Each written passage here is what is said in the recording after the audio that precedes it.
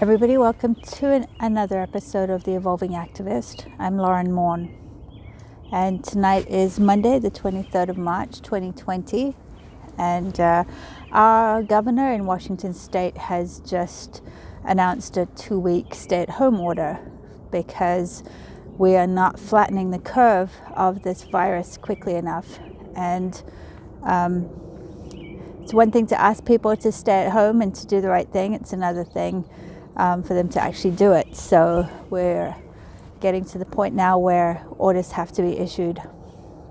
So I decided to run up to the grocery store just quickly to grab some essentials for the next couple of weeks. I'm pretty much okay. I've got enough cat food and horse food for the important people in the house, but I just figured I needed to get some fresh fruits and vegetables so that I had some fresh food in the house.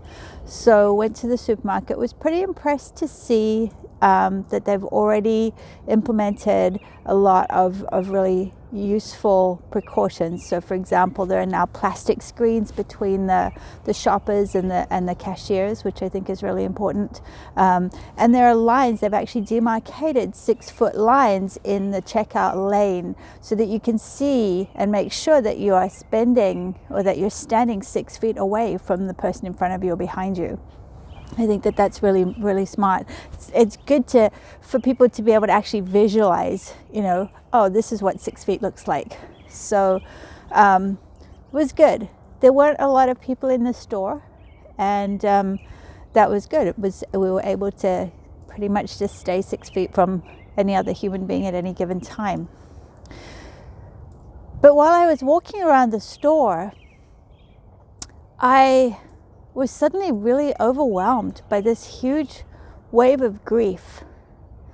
And I stood in the produce section and I teared up a little bit. It was, I was a little overwhelmed by this feeling, this grief. And somebody looked at me over the oranges and kind of gave a little nod, and I hugged me. And that felt good, to have somebody acknowledge that moment. And it got me thinking about how, change, when it's imposed on us, grief is inevitable, right? We're losing something. We're losing our lifestyle. We're losing our sense of security. We're losing, some of us are losing health and life. So grief is an inevitable experience in this situation.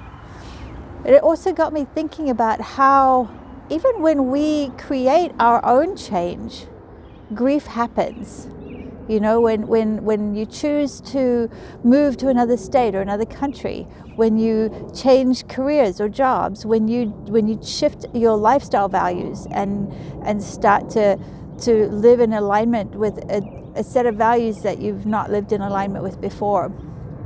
All of this creates change.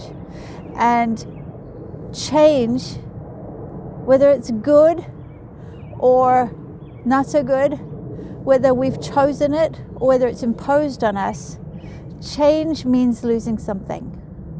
It means losing something. And all too often, I don't think that we feel that grief. I don't think that we allow ourselves to feel it. Right now, there's a lot of people just holding on to try and create some semblance of normalcy. What if we just recognize that this is not normal anymore? That our normal disappeared? And what if we took some time to grieve that? What if we took some time to weep over that? To really feel that? Because it's important. We're losing something. Now that may eventually mean that something different and better is birthed, but that doesn't mean that the loss of something, the loss of what we had, is any less valid. So my small, short message to you today is notice and acknowledge your grief. Realize that it's normal. Feel it. If you can, express it in somehow, some way. Cry. Create. Move. Scream if you have to. Stand in the supermarket and shed a tear. I hug somebody else. I wish I could say go up and hug them, but I'm not going to. You want to stay 6 feet away from them. But you can eye hug somebody. You can make eye contact and acknowledge their moment of sadness. Acknowledge their recognition of loss. Express solidarity for your own sense of loss and your own grief.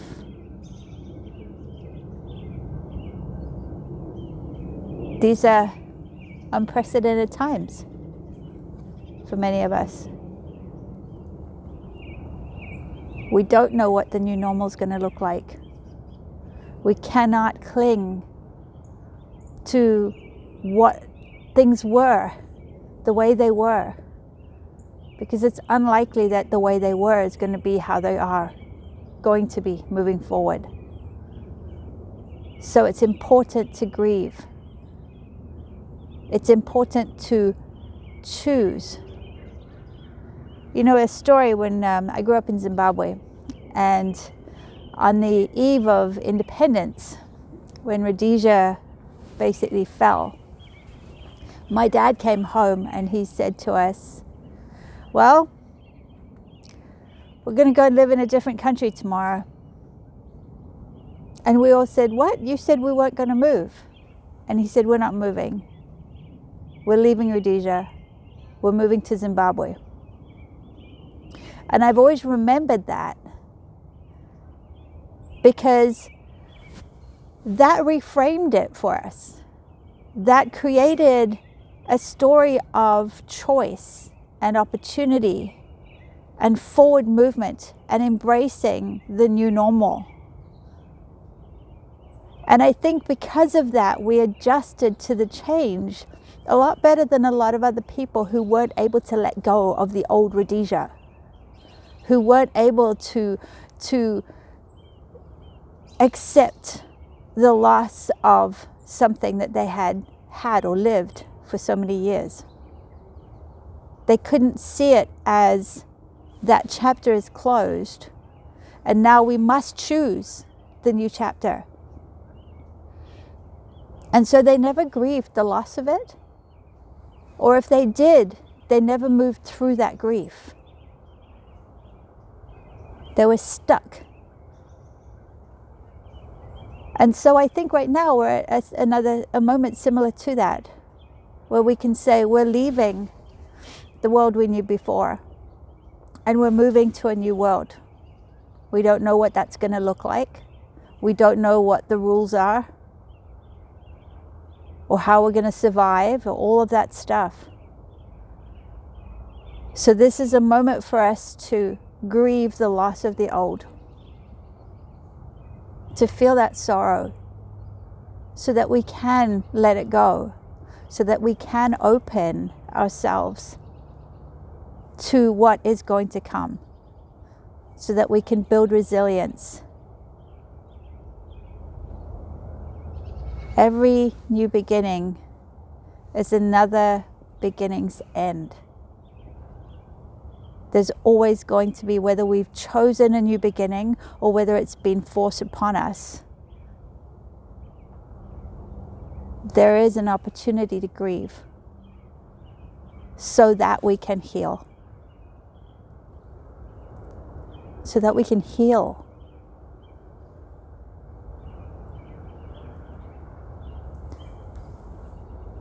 So I'd like to invite you to lean into your grief.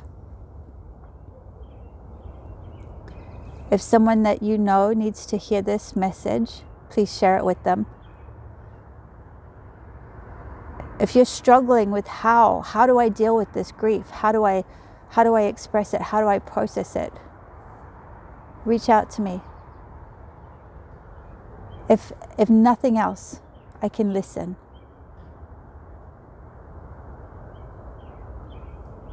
So right now, as you stand on the doorstep to a new future, grieve the old so that you can embrace the new. Don't hold on to it. Be kind. Look out for each other.